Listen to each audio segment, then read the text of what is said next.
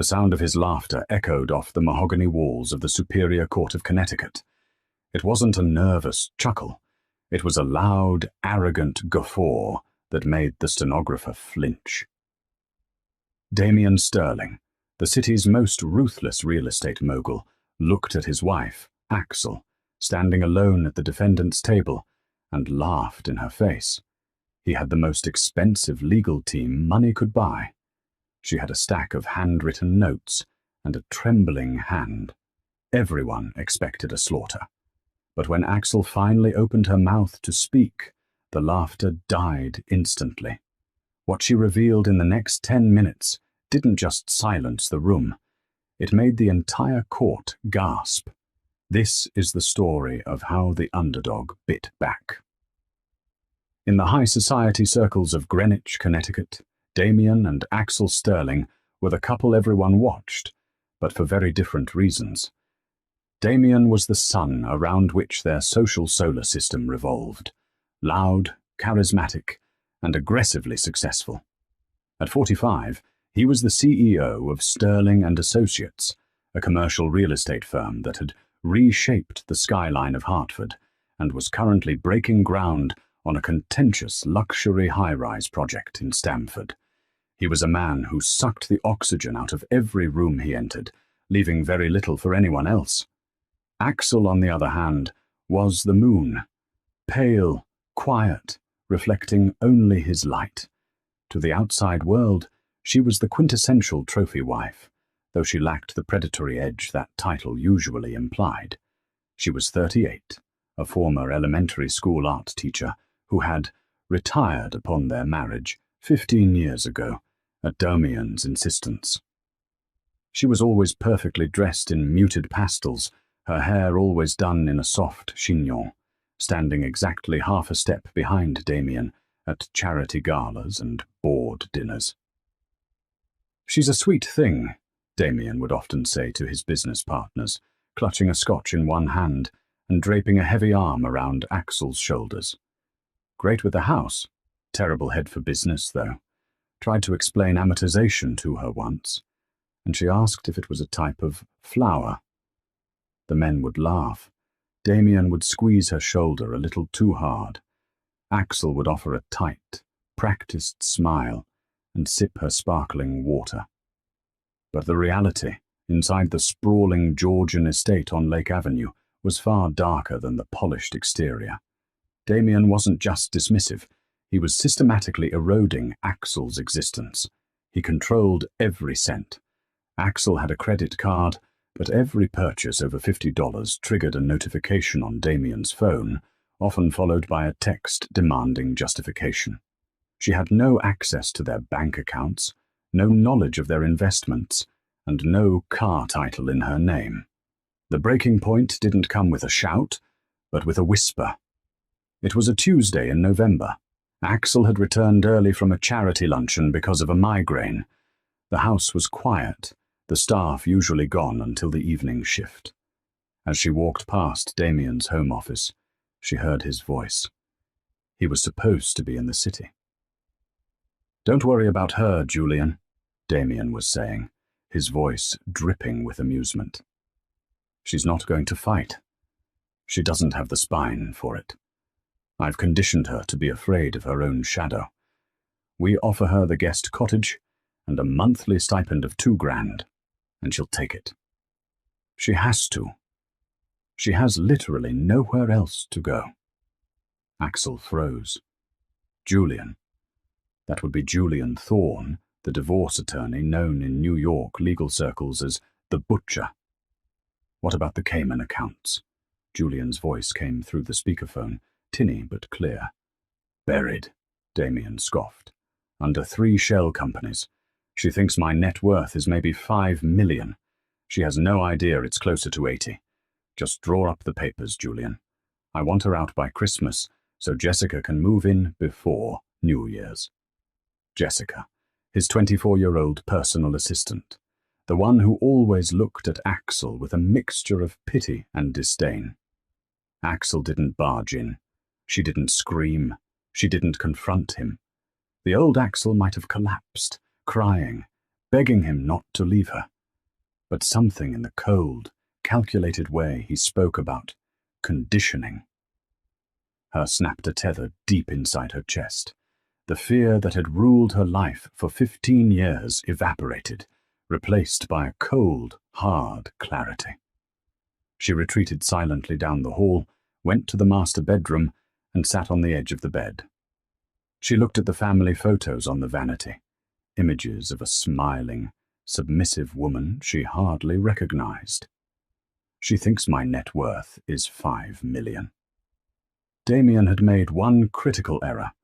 He assumed that because Axel was quiet, she was blind. He assumed that because she was compliant, she was stupid. He had forgotten that before she was Mrs. Sterling, Axel had been Axel Vance, the daughter of a forensic accountant who had taught her how to read a ledger before she could ride a bike. She hadn't looked at the finances because Damien forbade it, and she had tried to be a good wife. But she had been watching. She had seen the mail he threw away.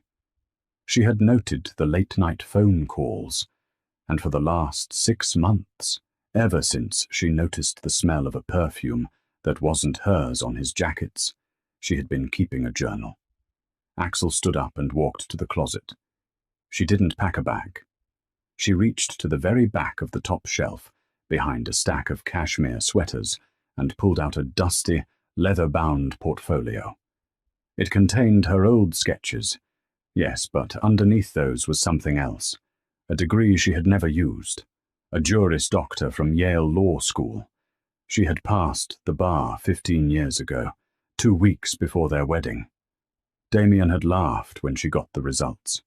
"You won't need that, babe. You're marrying a Sterling. You'll never work a day in your life." She had let her license lapse to inactive status to please him. That afternoon, while Damien was still laughing on the phone with his lawyer, Axel drove to the library. She logged on to the State Bar Association's website. It would take work, and a lot of paperwork, to reactivate her status. But she had time. When Damien served her the divorce papers 3 days later, tossing the manila envelope onto the kitchen island like it was junk mail, Axel didn't cry.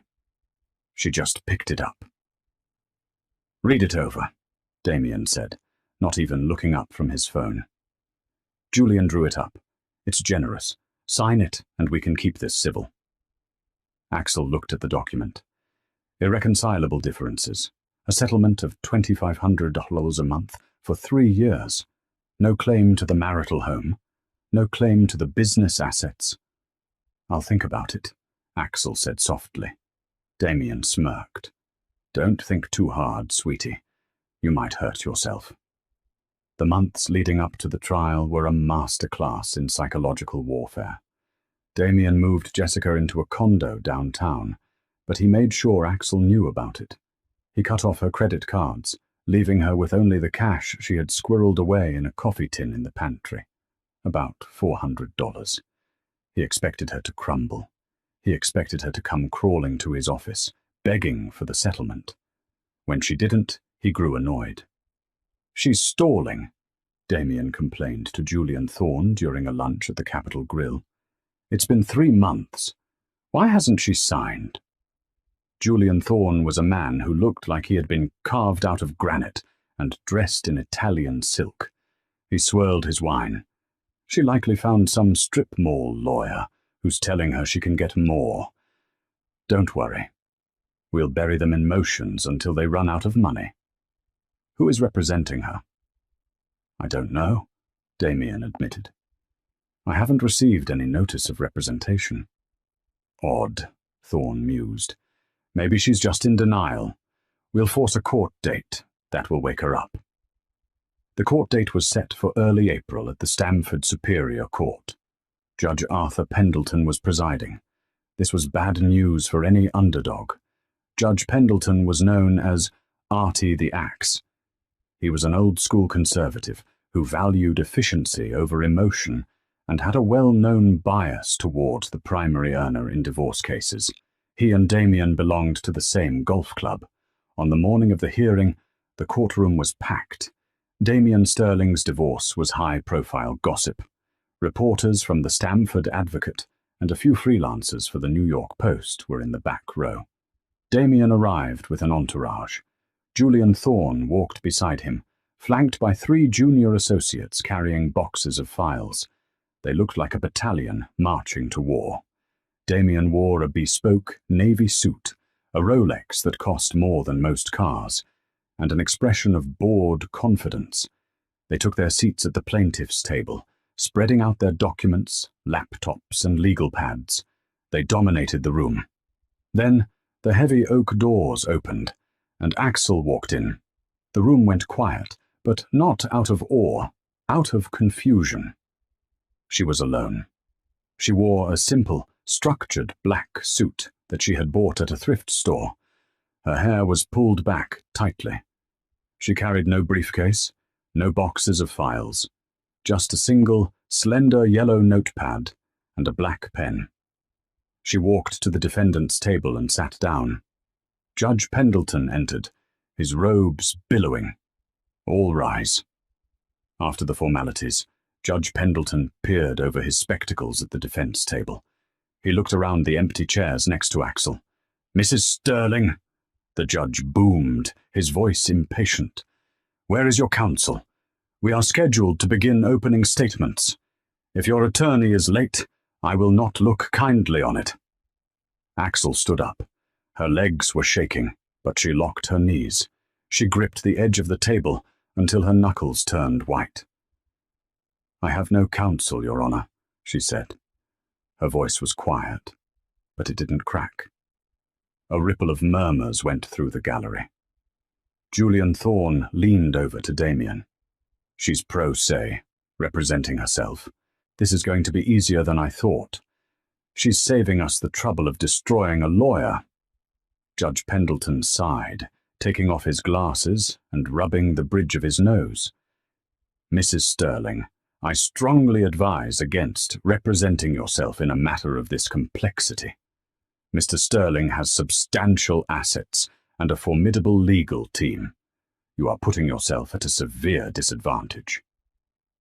"I understand, Your Honor," Axel said. "But I cannot afford counsel, as my husband has frozen all marital assets." "We offered a settlement that would have provided funds for counsel," Julian Thorne interjected smoothly, standing up. "She refused it." "The settlement was insufficient, Your Honor," Axel replied. "Very well," the judge said, clearly annoyed. "If you wish to proceed pro se, that is your right. But I will not offer you special treatment. You will be held to the same standards of evidence and procedure as Mr. Thorne." "I understand," Axel said. "Mr. Thorne," the judge nodded, "you may proceed with your opening statement." Julian Thorne stood up, buttoning his jacket. He didn't even look at Axel. He walked to the jury box. Though this was a bench trial, he performed for the gallery. "Your Honor," Thorne began, his voice a smooth baritone. "This case is simple. It is a tragedy of a marriage that has run its course. My client, Damien Sterling, has worked tirelessly for 15 years to build an empire. He has provided a life of luxury for his wife. He has paid for the home, the clothes, the vacations. And in return, he has grown apart from a partner who contributes nothing to the marriage, neither financially nor emotionally. We are here simply to dissolve a contract. We have made a generous offer. Mrs. Sterling, driven by greed and bitterness, seeks to claim half of a business she didn't build, money she didn't earn, and a future she doesn't deserve." He turned to point at Axel. "She will try to paint herself as a victim, but the evidence will show she is simply a woman who refuses to accept that the free ride is over." Thorne sat down. Damien patted him on the back, grinning. "Mrs. Sterling," the judge said, looking at his watch, "your opening statement. Keep it brief." Axel stood up again. She picked up her notepad. She walked to the center of the room. She looked small against the high ceilings and the imposing bench. She looked at Damien. He caught her eye and winked. Then he let out a short, sharp laugh, a sound of pure derision. "Look at her," the laugh said. "Look at her trying to play dress-up." The court stenographer typed the sound. Plaintive laughs. Axel looked at the judge. She took a breath. "Your Honor," she began, "Mr. Thorne is right about one thing. This is a simple case, but it is not about a marriage running its course. It is about a 15-year fraud." Damien rolled his eyes and sighed loudly. "Mr. Sterling believes," Axel continued, her voice gaining a little strength, "that because I was silent, I was absent. He believes that because I did not earn a paycheck, I did not work. And he believes that because he hid his money in shell companies named after his mistresses, that I wouldn't find it." The room went dead silent. Damien stopped smiling. Julian Thorne froze, his pen hovering over his paper. Axel turned to the gallery, then back to Damien. "I am not here to ask for half of what Damien Sterling has declared to the IRS," she said, her voice ringing clear now. "I am here to ask for half of what he actually owns, and I intend to prove that the number on his affidavit is off by $75 million. She walked back to her table and sat down. "And," she added, looking at the stunned judge, "I would like to enter into evidence Exhibit A. A forensic accounting of the Saffron Holdings Shell Corporation, registered in the Cayman Islands, which lists Mr. Sterling as the sole beneficiary." She pulled a document from her thin folder. It wasn't a handwritten note. It was a certified bank record, stamped and notarized. Damien Sterling wasn't laughing anymore. His face had gone the color of ash. The silence in the courtroom following Axel's declaration was heavy, the kind of silence that usually precedes a natural disaster. Judge Pendleton stared at the document Axel had placed on the corner of his bench. "Exhibit A," the judge repeated, picking up the paper. He adjusted his glasses. "Mr. Thorne, were you aware of this? Saffron Holdings." Julian Thorne was already on his feet, his face flushed a dark, angry red. "Objection, Your Honor. Ambush! We have not seen this document during discovery. This is trial by surprise.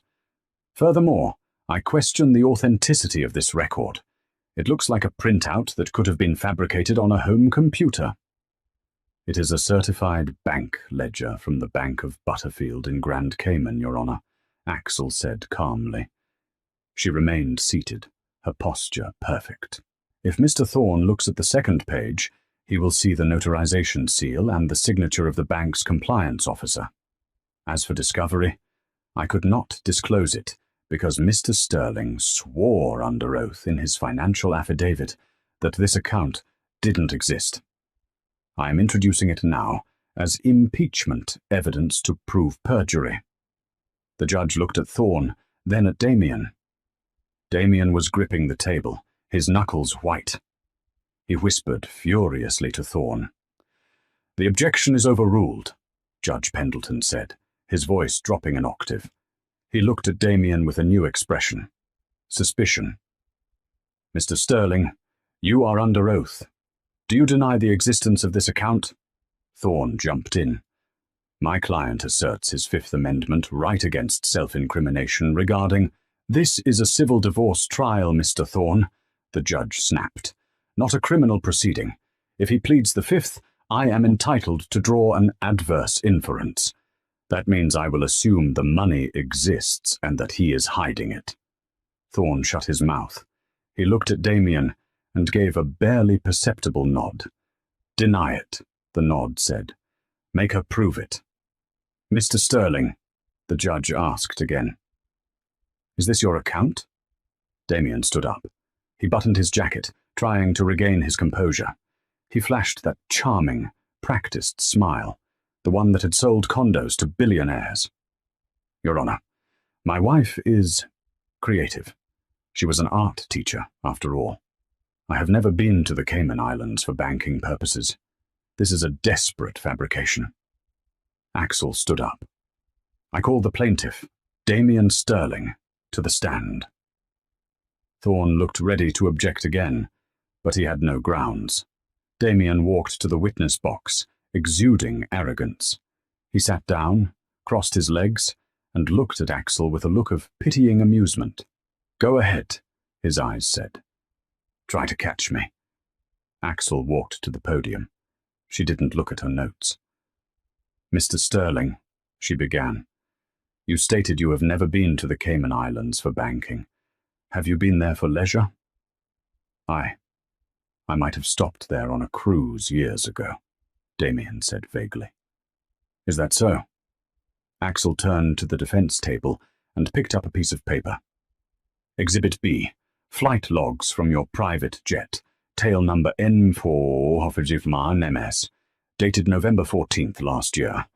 A flight from Teterboro to Owen Roberts International Airport, Grand Cayman. You were on the ground for exactly 4 hours before returning. That is a very short cruise, Damien. Damien shifted in his seat. I recall now. It was a fuel stop. We were heading to Brazil. A fuel stop, Axel repeated. Exhibit C. She held up a photograph. It was grainy, clearly taken with a telephoto lens, but the subjects were unmistakable. It showed Damien Sterling shaking hands with a man in a linen suit outside a building with a plaque that read, Offshore Fiduciary Services. Did you get fuel at the bank, Damien? Axel asked. The courtroom erupted in low murmurs. Judge Pendleton banged his gavel. Order! Damien's face twisted. Where did you get that? He hissed. That's not an answer to the question, Axel said. But since you're curious, you hired a private investigator 3 years ago to follow a competitor, didn't you? Mr. Silas Vance? Yes. I use Vance security sometimes. Silas Vance is my cousin, Axel said softly. You didn't know that, did you? You never asked about my family. You thought my maiden name, Vance, was just a coincidence. When you fired him without pay last year, he was very happy to send me his archives. Damien looked like he had been punched in the gut. Let's talk about Saffron Holdings, Axel continued, pressing her advantage. Why saffron, Damien? It's a spice. You hate cooking. You can't even boil water. It was just a name, Damien muttered. Is it? Axel walked closer to the witness stand. Or is it because Saffron was the name of the golden retriever we had when we first got married? The one you kicked when you thought I wasn't looking? The one that ran away the next day? The air in the room grew frigid. This wasn't just about money anymore. This was a character assassination, and Axel was holding the knife. Objection! Thorne screamed. Relevance! Prejudice! It goes to character, Your Honor, Axel argued calmly. And it goes to the password for the account. I posit that the password is Saffron 2010. Would you like me to log in right now? On the court projector? Damien slammed his hand on the witness rail. You hacked my computer. So the account is yours? Axel asked sweetly. Damien froze. He had walked right into it. No further questions for this witness, Axel said, turning her back on him. As Damien walked back to his table, he didn't look at the judge. He looked at Axel. The laughter was gone. In its place was a look of pure, unadulterated hatred. He leaned over to Julian Thorne and whispered, Destroy her. I don't care what it costs. Burn her to the ground. Julian Thorne nodded. He pulled a file from his briefcase. It was thick, black, and marked Medical History. The lunch recess was a tense affair. Axel sat alone in the court cafeteria, eating a sandwich she had packed. She knew the victory with the bank account was significant, but she also knew Damien. He wouldn't just defend himself, he would counterattack. and when Damien attacked, he went for the throat. When court reconvened, Julian Thorne looked refreshed. He stood up with a smirk that made Axel's stomach turn. "Your Honor," Thorne said, "the defense has made quite a show of sudden financial expertise. But we must address the elephant in the room. The reason Mrs. Sterling has been excluded from financial decisions, the reason she was conditioned, as she claims, is not malice. It is necessity." Thorne turned to the gallery. "We call Dr. Aris Thorne to the stand." Axel frowned. No relation to the lawyer, but a familiar name. A psychiatrist. A tall, severe-looking man walked in. Axel recognized him immediately. He was the therapist Damien had sent her to see 5 years ago, after she had suffered a miscarriage. She had seen him for 3 months. She had poured her heart out to him about her grief, her loneliness, her feeling that Damien was distant. "Dr. Thorne," Julian began, "you treated Axel Sterling 5 years ago." "I did," the doctor said. He refused to look at Axel. "And what was your diagnosis?" "Mrs. Sterling suffers from borderline personality disorder with paranoid delusions," the doctor stated flatly. "She exhibits a detachment from reality. She often invents scenarios where she is the victim to garner sympathy. She expressed deep paranoia that her husband was plotting against her." "So," Julian said, pacing, "if she were to say, claim her husband was hiding millions of dollars, or that he was abusive, this would be consistent with her delusions?" "Completely consistent," the doctor said. "She creates narratives to punish those she feels have abandoned her." Julian turned to the judge. "Your Honor, we submit that the evidence presented by Mrs. Sterling is the fruit of a paranoid obsession. We question her competency to stand trial, let alone represent herself. We move for a psychological evaluation and an immediate stay of these proceedings." The gallery murmured. This was the gaslight strategy. If they could paint her as insane, the evidence didn't matter.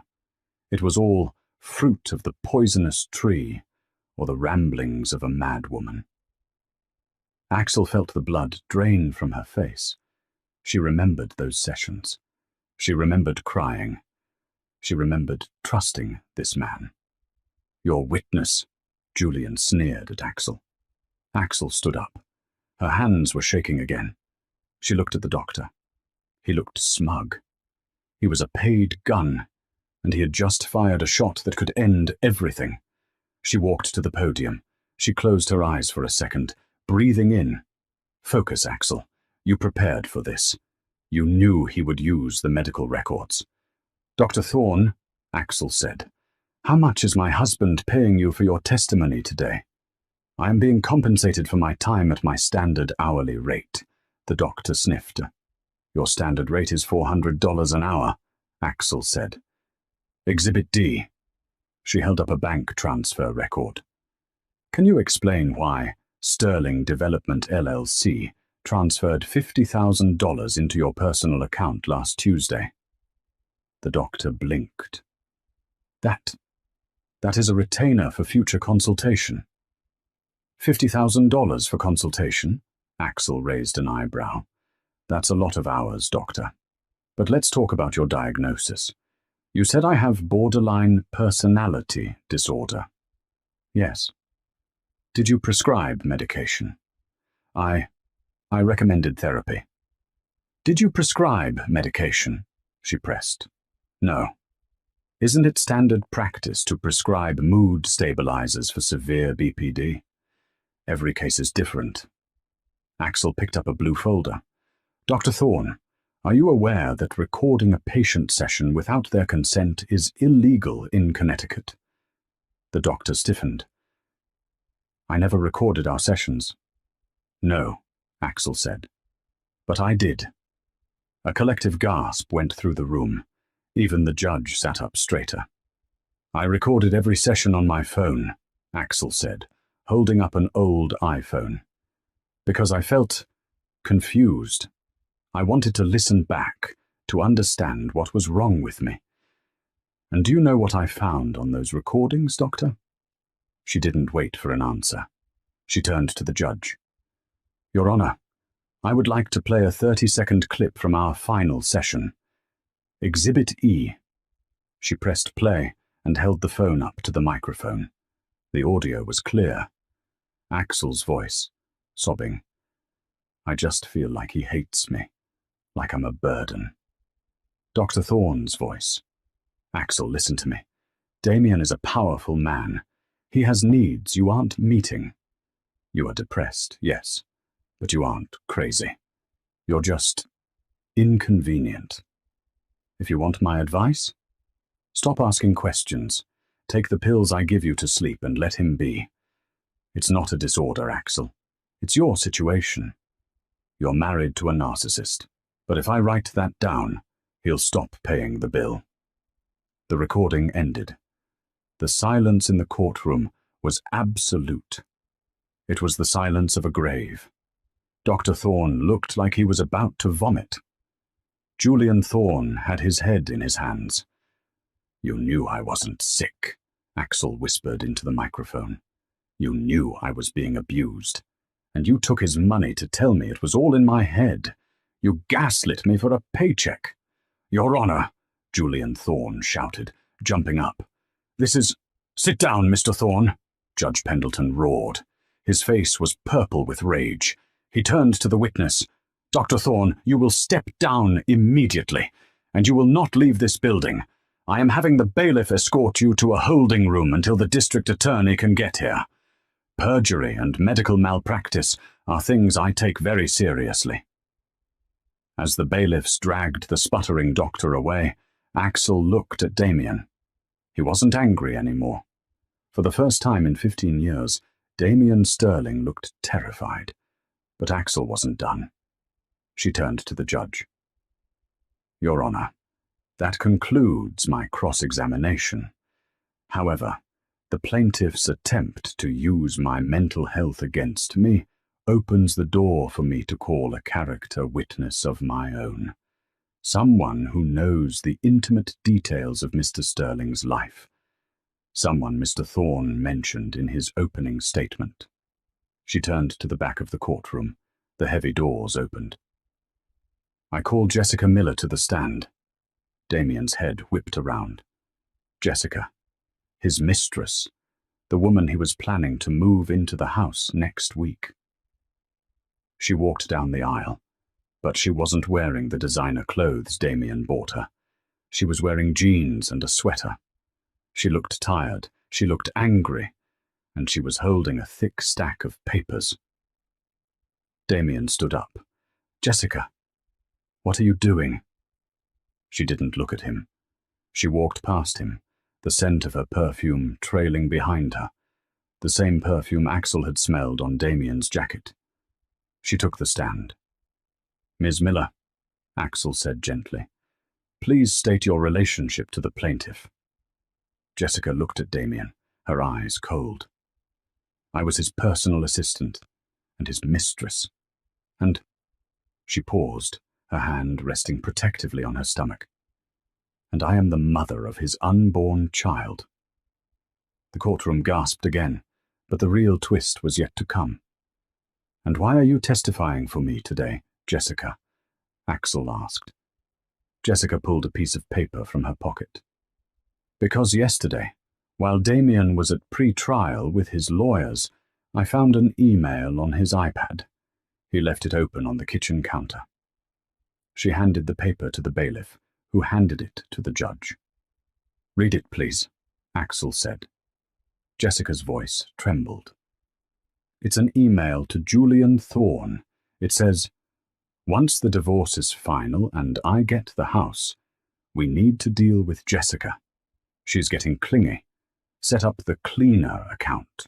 We'll dump the toxic assets from the Stamford project into her name, frame her for the embezzlement, and let the feds take her. I can't have a kid dragging me down right now. I need a clean slate. Damien Sterling collapsed into his chair. It wasn't just a loss. It was a massacre. He was going to send me to prison, Jessica sobbed. He was going to frame me and leave his own baby to be born in jail. Axel looked at Damien, the man who had laughed at her, the man who had silenced her. No further questions, Axel said.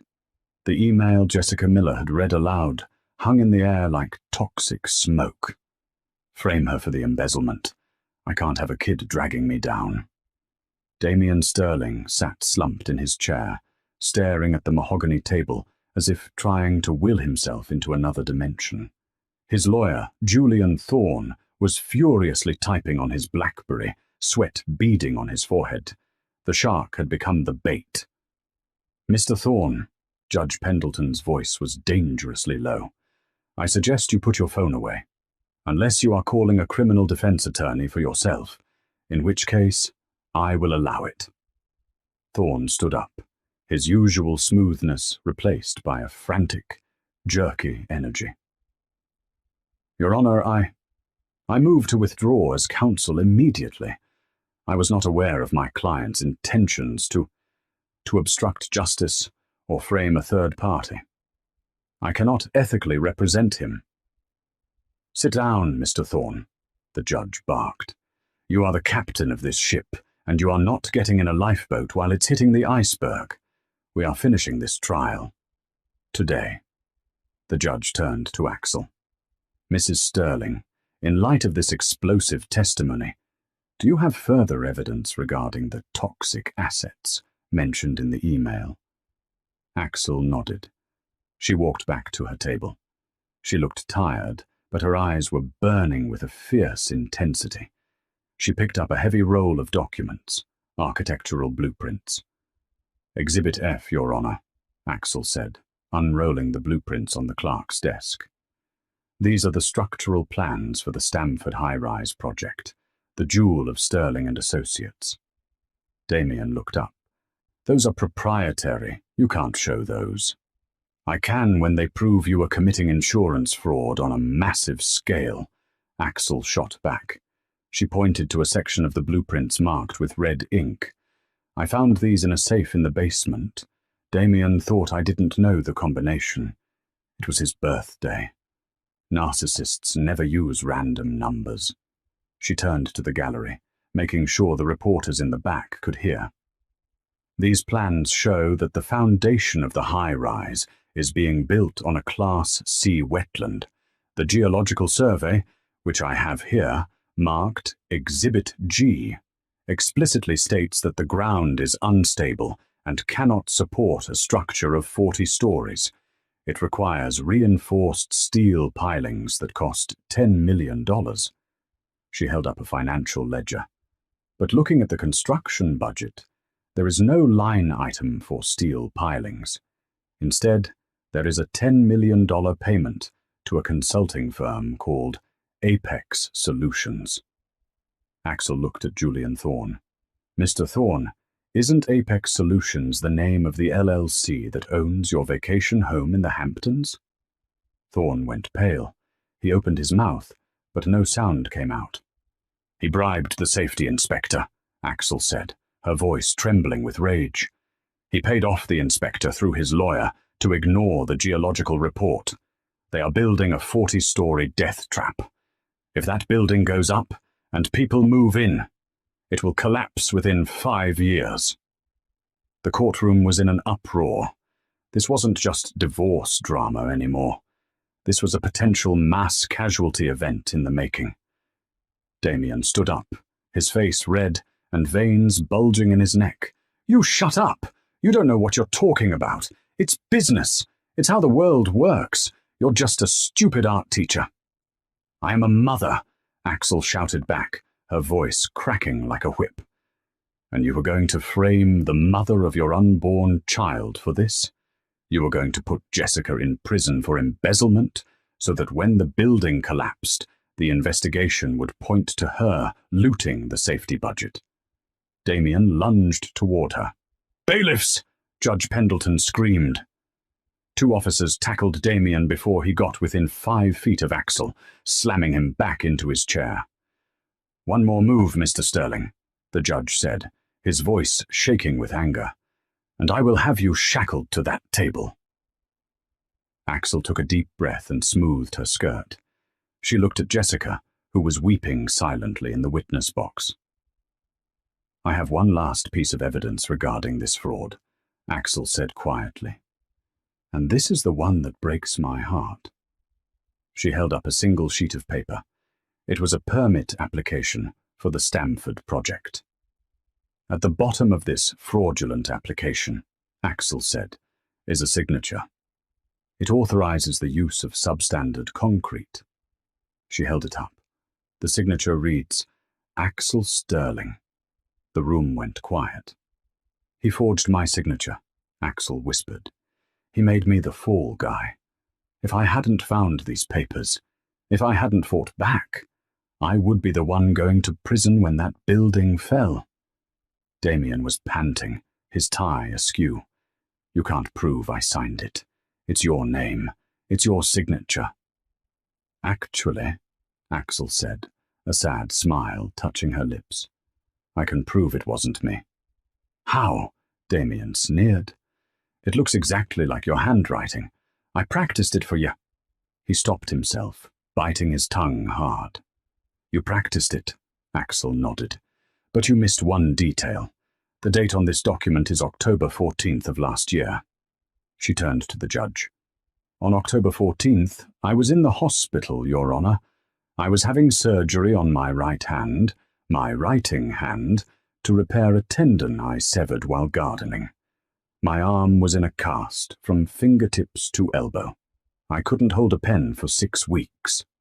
She held up her medical discharge papers. "Checkmate, Damien." The reality of the situation seemed to crash down on Damien Sterling all at once. The defiance drained out of him, leaving a hollow, trembling shell. He looked at Julian Thorne, but his lawyer was currently busy trying to shove documents into his briefcase, clearly planning a hasty exit. "Mr. Thorne," Judge Pendleton said coolly, "the bailiff has locked the doors. No one leaves." Thorne dropped his briefcase. Axel stood at the center of the storm she had summoned. She felt a strange sense of calm. The fear she had lived with for 15 years, the fear of his anger, his judgment, his control, was gone. He was just a small, greedy man in a bad suit. "Your Honor," Axel said, "the defense rests." "I should hope so," Judge Pendleton muttered. He looked at Damien. "Mr. Sterling, do you have any rebuttal? Any explanation for the forged signatures, the bribes, the shell companies, or the plan to frame your mistress?" Damien looked up. His eyes were wet. He looked towards the gallery, perhaps hoping for a friendly face, but saw only the flashing cameras of the press capturing his downfall. I built this city," Damien whispered hoarsely. "I'm a pillar of the community." "You are a termite in the foundation," Judge Pendleton corrected him. Before the judge could render his verdict on the divorce settlement, the heavy oak doors at the back of the courtroom, which the bailiff had just unlocked, swung open with a forceful bang. 6 men and women in windbreakers walked in. The bold yellow letters on their backs left no room for interpretation. FBI. Leading them was a woman with steely grey hair and a face that looked like it had seen everything. She walked straight to the prosecutor's table, ignoring the stunned silence of the gallery. "Agent Diana Rossi, FBI White Collar Crimes Division," she announced, flashing her badge to the judge. "We apologize for the interruption, Your Honor. We have been monitoring Mr. Sterling for 6 months regarding a wire fraud investigation. However, the testimony given in this court today regarding the structural integrity of the Stamford project and the conspiracy to frame Ms. Miller has accelerated our timeline." She turned to Damien. "Damien Sterling, you are under arrest." She turned to Julian Thorne. "And you, Julian Thorne. Conspiracy to commit fraud, bribery of a public official, and racketeering." Julian Thorne let out a high-pitched whimper as an agent handcuffed him. Damien didn't struggle this time. He stood up slowly, as the agent clicked the cuffs onto his wrists, cold, heavy steel. He looked at Axel. "You ruined everything," he hissed. "You ungrateful bitch. You'll get nothing. The government will seize it all. We'll both be destitute." Axel walked up to him. She was close enough to smell the fear sweat on him. "You're wrong, Damien," she said softly. She turned to Agent Rossi. "Agent Rossi, before you take him, as part of my divorce settlement, which I am requesting the judge to finalize immediately, I have a specific request regarding the asset division." "Go ahead," the agent said, intrigued. Axel turned to the judge. "Your Honor, I am fully aware that the Sterling and Associates assets, the Stamford project, and the Cayman accounts are now proceeds of crime and will be seized by the federal government." "That is correct," the judge said. "There is likely nothing left to divide." "Not everything," Axel said. "There is one asset Damien never touched. One asset he mocked.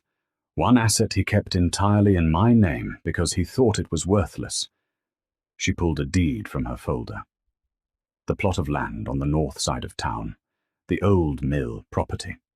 Damien bought it 10 years ago to dump construction waste, then transferred the deed to me as a birthday present, so the liability for the cleanup would be in my name. He valued it at $0. Damien's eyes widened. "That dump? Take it. It's full of asbestos." "It was," Axel said. "But I used my allowance to pay for a cleanup crew 3 years ago. Slowly, quietly. And last month, the city council rezoned that area." She smiled. "It's no longer industrial waste, Damien. It's the designated site for the new tech corridor. That dump is now worth $12 million. And because you put it solely in my name to avoid liability, and because it has no connection to your fraud, the feds can't touch it." Damien's jaw dropped. The color drained from his face completely. He realized the magnitude of his mistake. In his arrogance to burden her with trash, he had gifted her a gold mine. "And," Axel added, "I am also requesting full legal custody of the dog. The one you said ran away. I know you gave him to your secretary. I want him back." "Granted." Judge Pendleton slammed his gavel. "Marriage dissolved. The plaintiff is awarded the old mill property and all assets solely in her name. The defendant is remanded to the custody of the FBI." 2 agents grabbed Damien by the arms as they dragged him out. He wasn't laughing. He wasn't shouting. He was staring at Axel with a look of total bewilderment. He had played checkers while she was playing 4D chess. As he passed Jessica Miller, who was still sitting in the witness box, Damien paused. "I'm sorry," he whispered. It was a pathetic attempt. Jessica looked at him, her hand on her belly. "My child will never know your name," she said coldly. The doors closed behind him. The courtroom erupted. Reporters were shouting questions. The judge was calling for order, but he was smiling. Axel stood alone at the table. She packed her notepad. She capped her pen. She didn't look triumphant. She just looked free. Agent Rossi walked up to Axel. "That was impressive, Mrs. Sterling. We've been trying to pin Thorne for years. You handed him to us on a platter. If you ever need a job." Axel laughed, a genuine warm sound. "I think I might reopen my law practice, Agent. I have a feeling there are a lot of women like me who need a voice." "I think you're right," Rossi said. "Good luck." Axel turned to leave, but there was one loose end. Jessica. The young woman was sitting on a bench near the exit, looking terrified and lost. She had no money, a baby on the way, and she had just helped send the father to prison. Axel walked over to her, the mistress and the wife. Jessica looked up, shrinking back. "I'm so sorry, Axel. I didn't know. I didn't know he was stealing from you. I didn't know about the framing until yesterday." Axel looked at the young woman. She saw the fear she used to feel. She saw the vulnerability. "He used us both, Jessica," Axel said. "He pitted us against each other so we wouldn't look at him." Axel reached into her bag and pulled out a business card, her own, freshly printed that morning at Kinko's. Axel Sterling, attorney at law.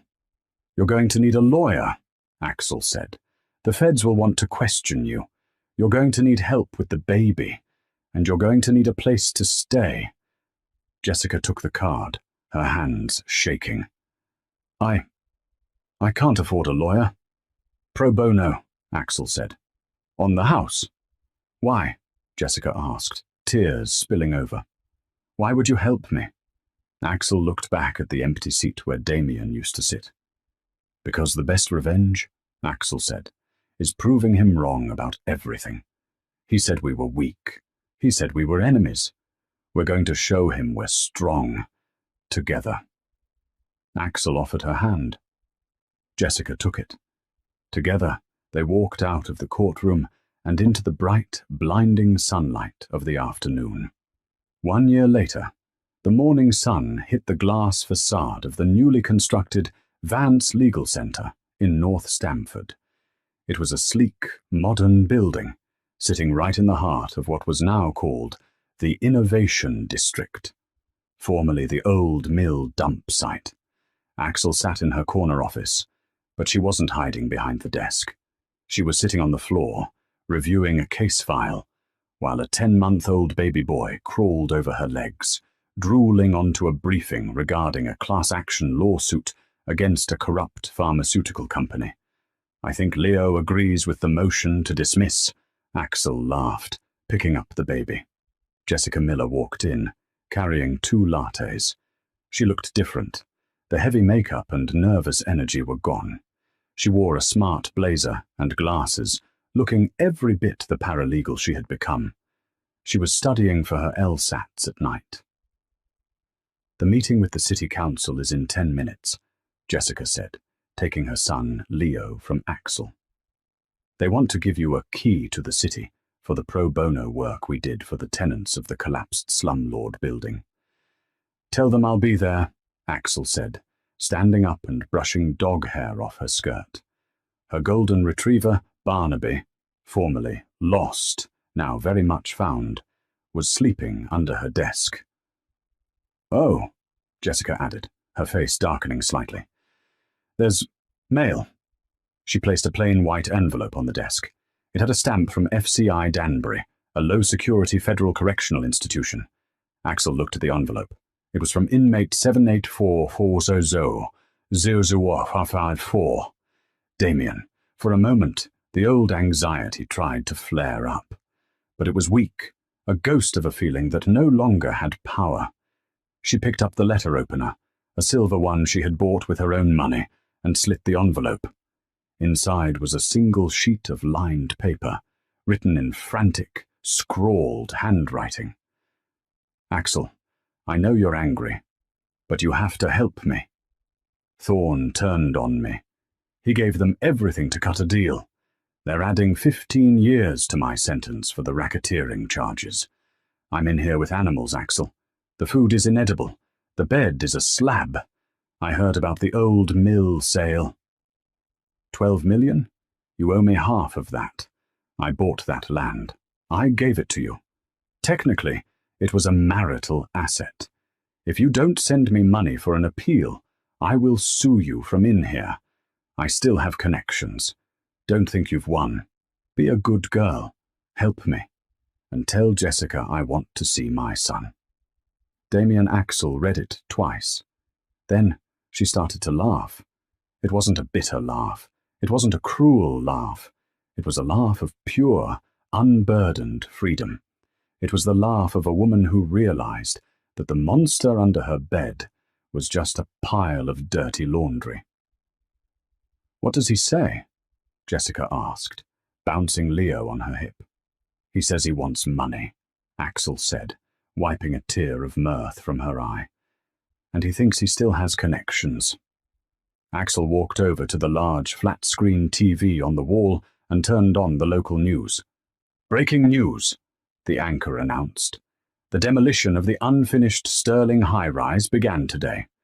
The structure, deemed unsafe due to foundation fraud, is being razed to make way for a public park. The park will be named the Miller Vance Community Garden in honor of the whistleblowers who saved the city from a potential tragedy." On the screen, a massive wrecking ball smashed into the concrete of Damien's legacy. It crumbled into dust. Axel picked up her phone. She didn't write a letter back. She simply took a photo of the TV screen, showing his empire falling. Then she took a selfie of her and Jessica, smiling, with baby Leo between them and the golden retriever in the background. She printed the photo. She took a red marker and wrote one sentence on the back. "He has your eyes, but my last name." She put the photo in an envelope and sealed it. "Send this," Axel said to Jessica, "and then block the number of the prison. We have work to do." Jessica smiled, a genuine, bright smile. "Consider it done, boss." Axel walked to the window and looked out at the city. She wasn't Mrs. Sterling anymore. She wasn't the invisible wife. She was Axel Vance. And for the first time in her life, she wasn't just watching the world go by. She was building it. And that is how the invisible wife brought down a titan. Damien Sterling thought he could erase Axel, that he could use people like chess pieces and laugh when they fell. But he forgot the most important rule of nature. The quietest rivers hide the deepest currents. Axel didn't just win a divorce. She reclaimed her voice, saved a young mother, and prevented a catastrophe, proving that true power isn't about how loud you shout, but how hard you fight when your back is against the wall. What do you think? Did Damien get what he deserved, or should the sentence have been harsher? And what would you have done if you found those blueprints? Like this story of justice and redemption, please hit the bell icon so you never miss a new story. We have a crazy tale coming up next week about a lottery winner whose family tried to commit him to an asylum to steal his ticket. You won't want to miss it. Thanks for watching.